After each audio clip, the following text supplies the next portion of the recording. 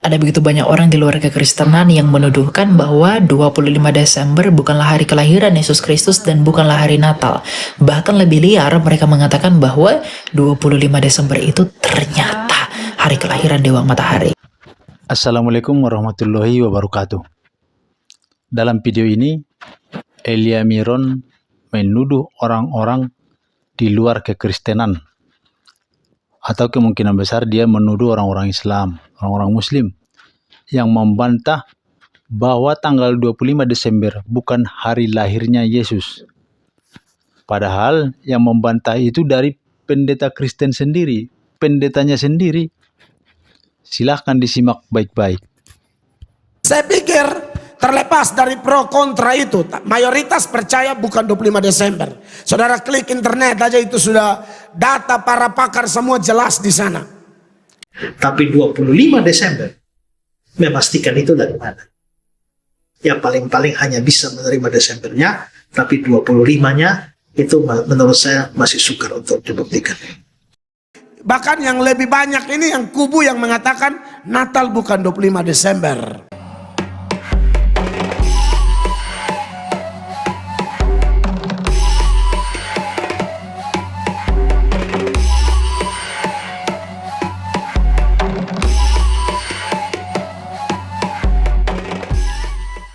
Bahkan lebih liar, mereka mengatakan bahwa 25 Desember itu ternyata hari kelahiran Dewa Matahari.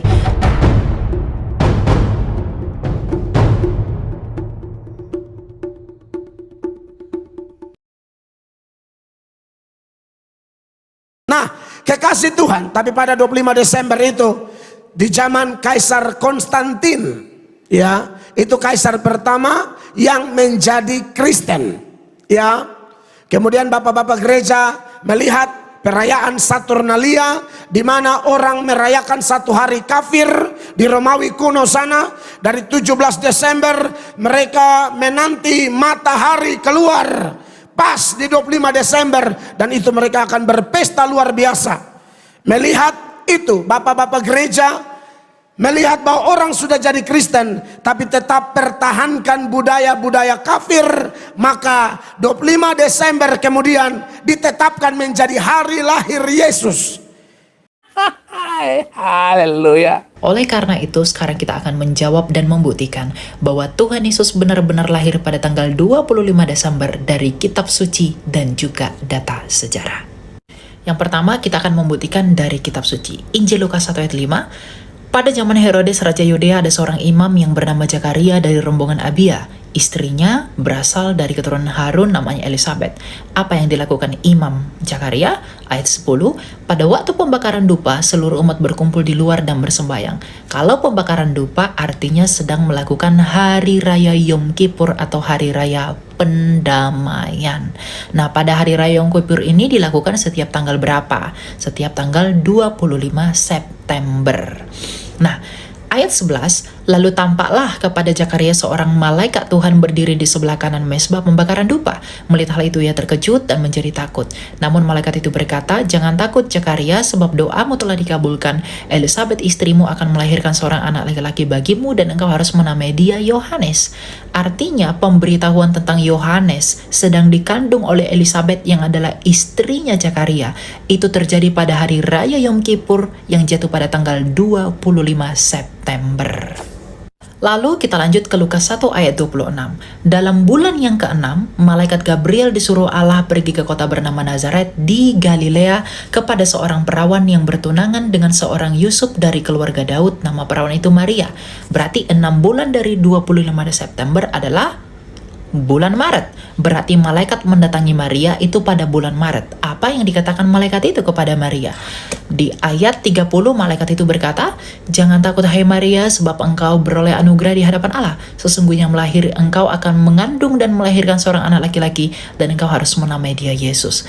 Berarti malaikat mendatangi Bunda Maria dan memberitahu bahwa ia sedang mengandung Tuhan Yesus itu pada bulan Maret. Nah, 9 bulan setelah bulan Maret, itu bulan Desember. Jadi apakah benar bahwa Yesus lahir pada tanggal 25 Desember? Tentu saja benar, bukan hayalan.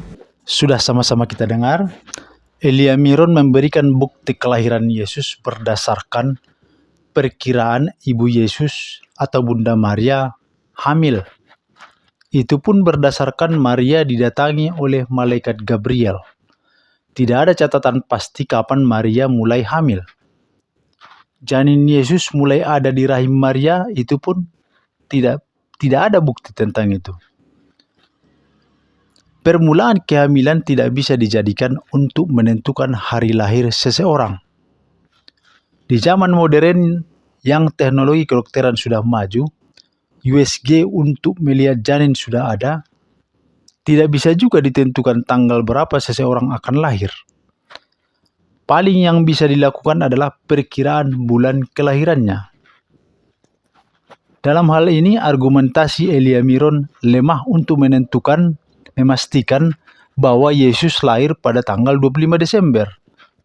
Seharusnya Elia Miron memberikan bukti-bukti berupa manuskrip atau catatan-catatan pada saat Yesus dilahirkan di tanggal 25 Desember.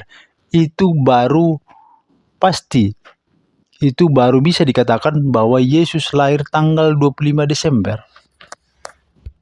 Saya pikir terlepas dari pro kontra itu, mayoritas percaya bukan 25 Desember. Saudara klik internet aja itu sudah data para pakar semua jelas di sana. Sebagian kecil saja yang bilang 25 Desember.